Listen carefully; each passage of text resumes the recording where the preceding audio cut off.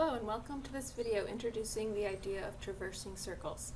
Consider a stationary bike and think about the path of one of the pedals as it is ridden. The pedal traverses the same circle over and over again. How are such quantities as the pedal's height, the distance the pedal has traveled around the circle, and elapsed time related to one another? Can we describe these relationships using functions? In this section, we introduce circular functions. Functions that result from studying the behavior of a point traversing a circle, such as the pedal on a stationary bike or a car on a Ferris wheel. Initially, we focus on how we can think of the height of the point relative to the y-axis as a function of the distance the point has traveled around the circle.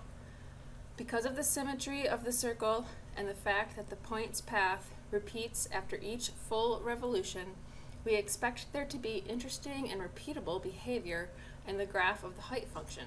Indeed, we will learn that its graph is periodic, with several important properties including a midline and amplitude, and that each of these properties is directly connected to the circle being traversed. Circular functions are interesting in their own right, but are especially important because they find applications in describing the world around us. How masses hanging from springs oscillate, and how electrical current behaves are two especially important physical phenomena that can be modeled using circular functions.